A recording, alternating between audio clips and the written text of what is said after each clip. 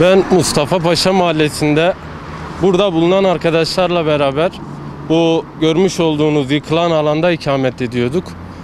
Burada bulunan arkadaşların apartman temsilcisiyim. Öncelikle ilimize gelen Sayın Valimiz Erkaya Yırık Bey'e hoş geldin diyor.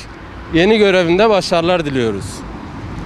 Buradan Sayın Valimiz, Belediye Başkanımız ve diğer sıralı kurum amirlerimize sesleniyoruz. Malumunuzdur ki ilimizde yaşanan deprem sonrası birçok yerde ağır hasarlar meydana gelmiştir. Bunların başında da takdir edersiniz ki Mustafa Paşa Mahallesi gelmektedir. Mahallemizde 500-600 metre aralıklarla riskli ve risksiz alan tespiti yapılmıştır. Mahallemizin çeşitli noktaları riskli alan ilan edilerek kentsel dönüşüm kapsamına alınmıştır.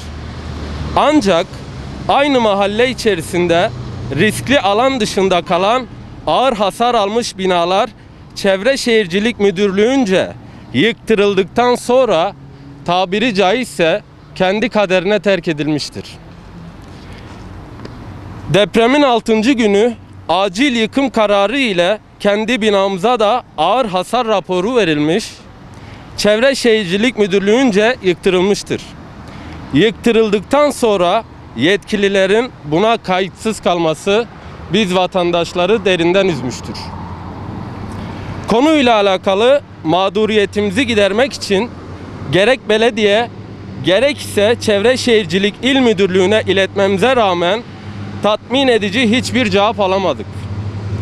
Herhangi bir çözüm de bizlere sunulmamıştır.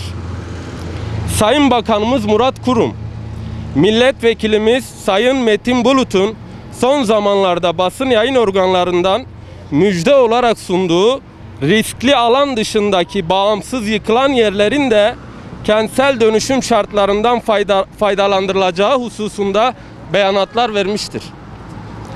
Ancak tarafımızca ilgili kurumlara gidilmiş, her seferinde de kurum yetkililerince bu konuyla alakalı hiçbir bilgimiz yok denmiştir. Mağduriyetimiz büyüktür. Her birimiz farklı yerlerde fahiş fiyatlarla kira ödemekteyiz.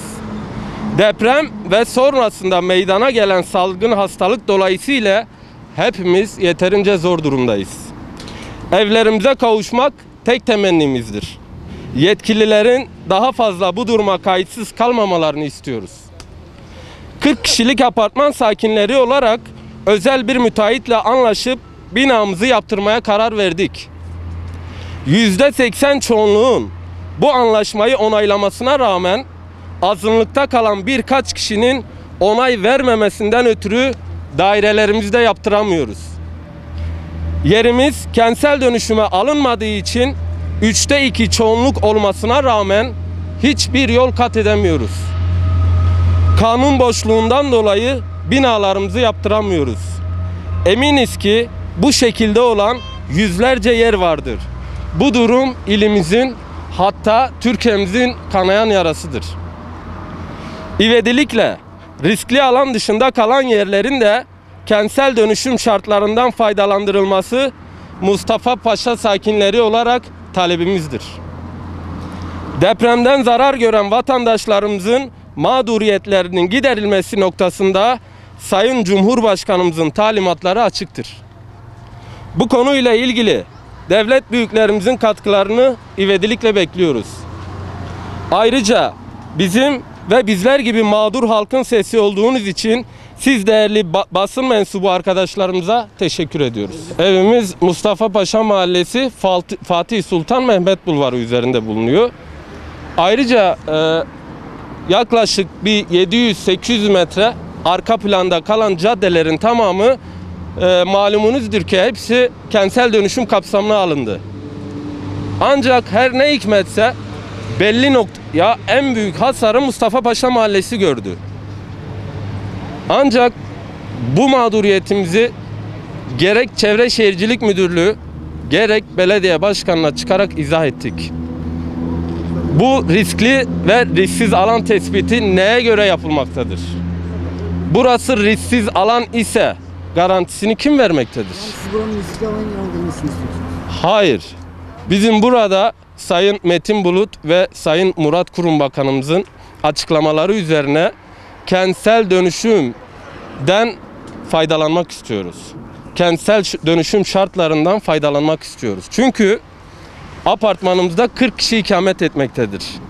%80'i özel müteahhitle anlaştık. Gerekli çoğunluğu sağladık.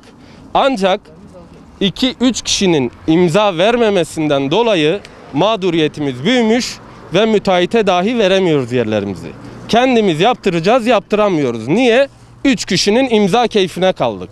Ancak hani beklentimiz kira değil, devletimiz sağ olsun, Allah razı olsun, gerekli yardımları zamanında yapmıştır. Ancak en büyük talebimiz kentsel dönüşüm şartlarından faydalanıp 3'te 2 çoğunlukla yerimizi yaptırmak. Apartman sakinlerinin %90'ı gerekli çoğunluğu vermiştir müteahhitle yaptırmamız için. Ancak 3 kişiden dolayı yaptıramıyoruz. Adamların keyfine kaldık.